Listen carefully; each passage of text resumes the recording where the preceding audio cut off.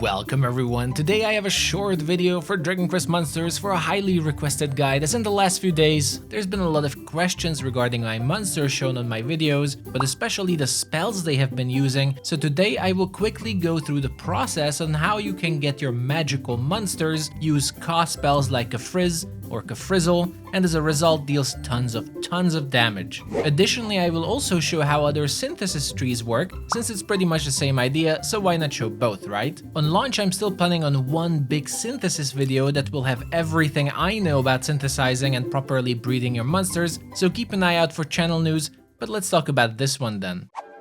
So getting better spells on your monsters is incredibly easy and fast, and the basic knowledge you have to know is that certain talent trees you assign to your monsters can be upgraded, just have to find out which ones through experimenting, so not all of them works, and you will find some of them can be upgraded multiple times. When I first started Dragon Quest Monsters as a brand new player, I thought you have to balance your level up points between your 3 talent trees, and you have to spend the points that make the most sense. In Dragon Quest Monsters, you want to dump all your ability points into a single tree to get it as high as possible, as once you reach 100 points, let's say in my Spitnik's Frizz Aficionado talent tree, you will notice a star appearing next to it. Now when I synthesize a new monster with my Spitnik, you will notice, wow, a brand new talent tree shows up in the offspring, called Frizz Virtuoso, with 150 points maximum that includes Kafrizz and even Kafrizzle at the very end. So unlocking the next stage simply requires you to focus on one particular talent tree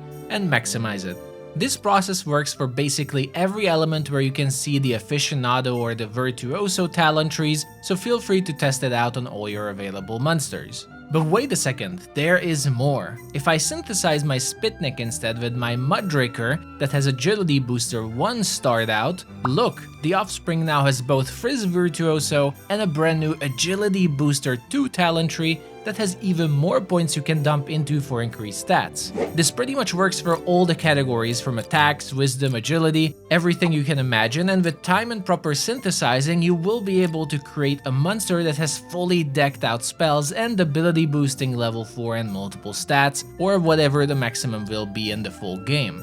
At this point though, you might ask, but Haz, how on earth can we have multiple maximized skill trees on a single monster, especially in the demo where we don't have access to all the tools to level monsters? A really neat trick that's important to know is that when you synthesize a monster, only 50% of your talent trees carry over, correct? You probably have noticed this by now. So this way, when we upgrade, let's say, Agility Booster, and you would like to have both level 1 and level 2, you will still have to dump all your points into Agility Booster 2 because you want to upgrade that, and this way Agility Booster 1 will be left behind unused and unleveled with only the points that were carried over through synthesis. Now instead, let's synthesize my Bongo Drongo with Agility Booster level 1 and level 2 with our Mudrake, who also has Agility Booster 1. In this case, while you see that my Agility Booster halved from the 92 points the Bongo Drongo had in it, the Agility Booster 1 on the other hand is sitting on 63 points instead of the expected half,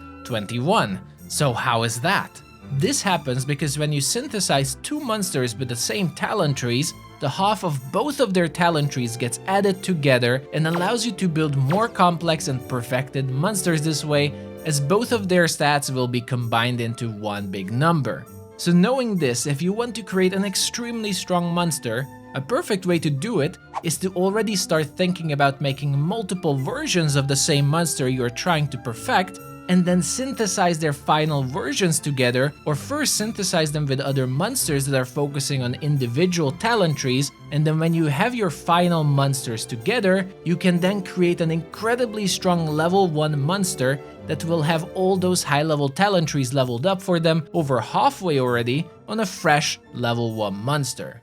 And with that said, that was my really brief tutorial about spell synthesis on monsters, and mostly helping new players know how you can achieve cost spells on monsters in order to defeat bosses and just generally be stronger. Keep in mind that this tutorial was mainly created with demo information, and in the full game there will likely be a bunch of seeds and other useful items we will be able to feed to monsters in order to increase their stats and abilities and whatnot. So this is definitely not the final version of this guide, and we will have to revisit this process again after launch once we have all the information available to us. but still I do hope this video helped understanding the very basics of synthesis and what to expect in Dragon Quest Monsters. Thank you all so much for your support, expect a lot more Dragon Quest content moving on, so if you like this video, make sure to like and subscribe as it greatly helps the channel and me in general.